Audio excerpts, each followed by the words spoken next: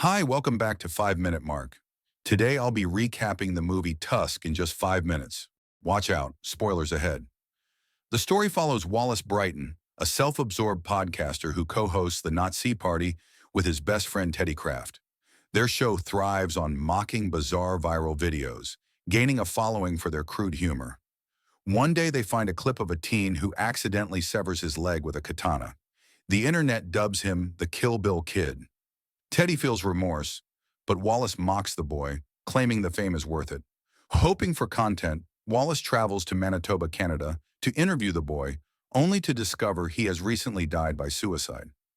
Furious over the wasted trip, Wallace scrambles to find a new story. At a bar, he finds a flyer from a man offering free lodging in exchange for help and an ear for his sea stories. Intrigued, Wallace contacts the man and heads to his remote mansion in Bifrost. At the mansion, Wallace is greeted by Howard Howe, a seemingly harmless, wheelchair-bound old man who offers him tea and begins recounting his extraordinary past, from meeting Ernest Hemingway during the war to surviving a shipwreck near Siberia. Most notably, he tells of being rescued by a kind walrus, whom he named Mr. Tusk. Wallace, amused but skeptical, drinks the tea, unaware it's drugged. As he fades into unconsciousness, Howard ominously calls him Mr. Tusk, marking the beginning of Wallace's nightmare. Earlier, Wallace's girlfriend, Allie, had tried to connect with him emotionally, warning that fame and cruelty had changed him. Though she still loves him, she's disheartened by who he's become. Wallace, proud and dismissive, brushes her off and refuses to let her join the trip, claiming Teddy would feel left out. Meanwhile, Wallace wakes up strapped to a wheelchair, horrified to find one of his legs missing. Howard claims he was bitten by a brown recluse spider and that a doctor had to amputate the limb while he was unconscious. Wallace panics and demands help, but Howard insists there's no phone service. It soon becomes clear that Howard isn't who he claims to be. He can walk perfectly fine and continues drugging and mutilating Wallace. His goal is to transform him into a living walrus, obsessed with the idea that humans are no different from animals. Howard wants to erase Wallace's humanity and turn him into Mr. Tusk, the only creature who ever showed him kindness. Meanwhile, back home, Allie and Teddy grow concerned after losing contact with Wallace. Despite their complicated feelings, they come together to investigate.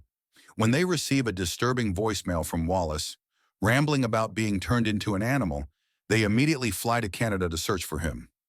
Allie and Teddy meet a local officer who refers them to Guy Lapointe, an eccentric but determined ex-detective investigating a series of disappearances involving mutilated victims, each missing limbs and grotesquely sewn together.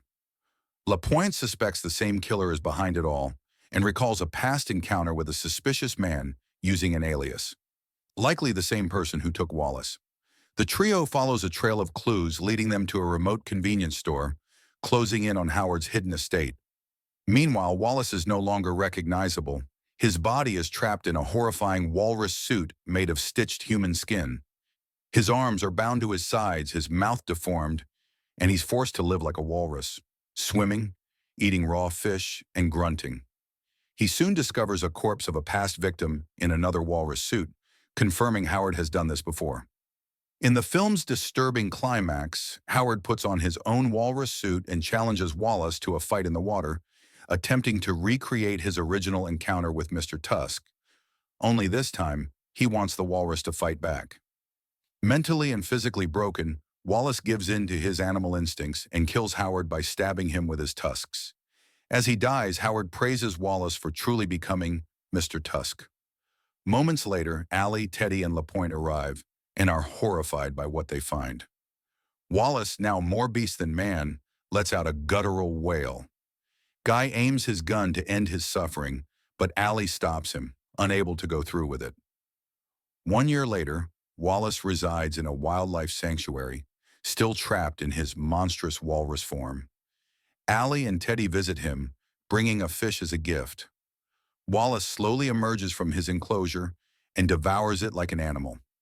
As Teddy encourages him not to lose himself completely, Allie tearfully recalls a memory in which she told Wallace that crying isn't weakness, it's what makes us human. A single tear falls from Wallace's eye, a faint sign that somewhere deep inside the walrus suit, a part of the man he once was still exists. Thanks so much for watching. If you like this recap, leave a like and subscribe for more 5-minute movie breakdowns. I'll see you in the next one.